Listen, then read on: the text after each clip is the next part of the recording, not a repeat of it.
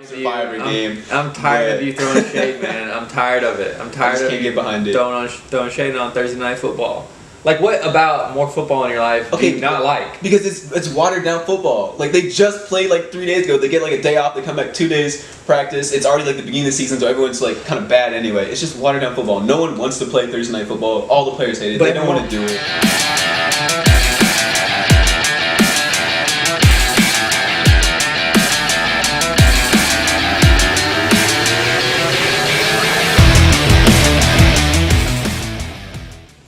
Alright, everybody, welcome back once again to Redzone Ramblin. I'm Kyle Losser. Kendrick Harrison. And we're here to bring you a Thursday Night Football preview, which is tomorrow. Today's Wednesday, so Thursday Night Football, I would assume, is tomorrow. Thursday's the best night for football. Everyone knows that. Kendrick has are always the best. Love them. Can't wait for it. See, Kendrick has some real issues with Thursday Night Football, and I completely disagree. I think if you could pack football 7 days a week, let's do it. I'm all for it. You know, they're here for my entertainment anyway. And, you know, I'm not being insensitive, I don't think. TNF stands for Trash Night Football. It's good games. I like it. I'm tired of people complaining about it, to be honest. Just like, tired of people complaining about it. I'm tired of it. Anyway, yeah, so this is two teams that are coming off wins. Yep, divisional game. A divisional game. And they came off some pretty good offensive performances. Yeah. And one team came off of a decent defensive performance. So what do you think? This is the Baltimore Ravens versus Cincinnati Bengals. Yeah.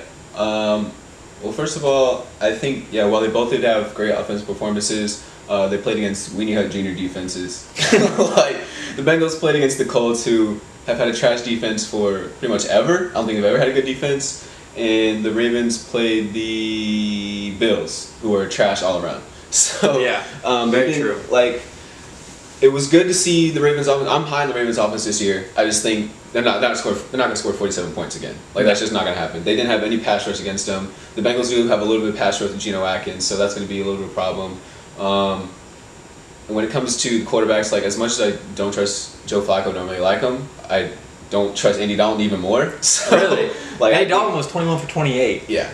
I mean, but again, look at the defense they're playing, and a lot of those are underneath routes. It was, what do you have, like, I think a bunch of them were like one big long play. So, but I will say it's going to be a step up in defense for both teams. But I think the Ravens offense is good this year. All three of the new receivers, Willie Snead, John Brown, and Michael Crabtree, all caught a touchdown. Yeah. And I think Joe Flacco is super scared of Lamar Jackson. I think that's why he played so well in the preseason. That's why he's still playing right now. He's been balling out like the past 2 months. So I think the Ravens are real deal this year. Yeah, and I think they win this game. See, it's hard for me to judge because of who they played. Like, I want to say the Ravens are good because the defense, I'm huge on the defense. The defense is incredible. They're great last year, and I think they're as good, if not better, this year.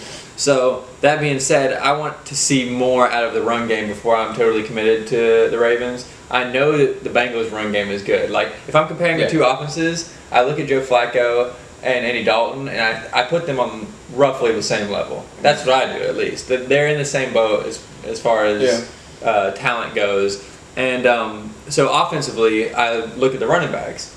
Joe Mixon showed me a lot against the Colts. Joe Mixon does everything that the Ravens committee does in one person. Oh, yeah. Absolutely. In one person, that's 100% accurate. So he had 17 carries for 95 yards and a touchdown. And as we know, he catches balls out of the backfield. He had 5 receptions. So that's a whole new element that, frankly, they don't have consistently in Baltimore. I mean, they do have it. Some of those backs out there can catch like Alex Collins and. I'll always take a bell cow back over a committee. Yeah. For sure. And the thing is with that though is like as much as how high I'm high on Joe Mixon. I really like him. I drafted him last season. I'm having my team this year. He did well for me. But I think Marvin Lewis doesn't use him correctly. I think he could have had the same year he had last year.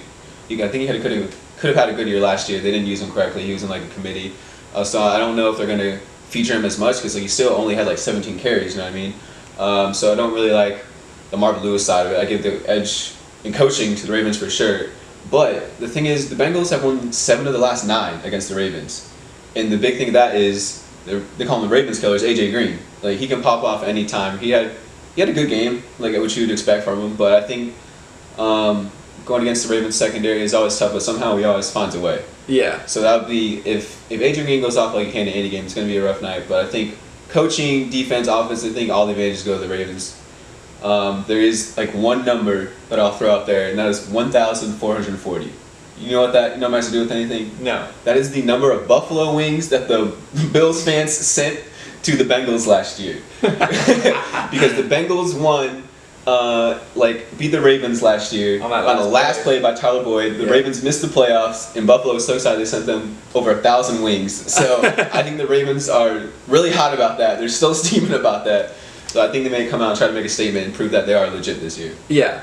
I think this is a tough game for me to call, like I said, but I got to give the edge to Cincinnati. I don't want to, like, my gut says, hey, Baltimore. I don't like either of these teams. My gut tells me Baltimore's a better team. That's what my gut tells me. But if I sit and I try to break this down and I'm like looking at like where the advantages are, which I think are in the backfield for Cincinnati, and I think there's a weakness in the backfield in Baltimore, and I think, like you said, AJ Green, that's going to play a huge piece. Yeah. Also, Eifert is healthy. Yeah. For once in his entire career, he's healthy. We'll see how long it lasts. And he had a decent impact. I think they're going to utilize him more, and it's going to the underneath. They're going to soften up that defense a little bit with Eifert, and then go over top with AJ Green a lot. So I think this is always like an ugly game.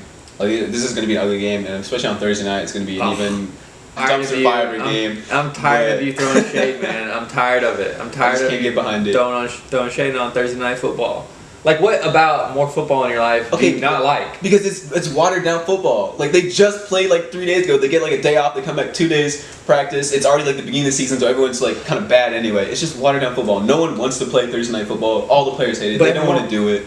But it's like you're watching football. Like, you get. Like, could you imagine going? I might as well watch a high school game. No, like, I'd rather watch Florida State Stanford again than watch a Thursday night NFL game. Listen, would you rather go a week straight, 6 days? So almost a complete week without football, or would you rather have just one, subpar game to kind of loosen you up a little bit for Sunday? No, I just give me the 6 weeks straight. That way, it's that more satisfying when it comes around. Because now I'm like, football's back, and it lets me down. It's disappointing. I'm like, I got to get excited for football again, even though this game was trash. You probably like the offseason. And it's always terrible games, though. Like Thursday night. Why do they pick bad games for Thursday night? Yeah, that's another. That is the matchups. They need to do a little better with the matchups.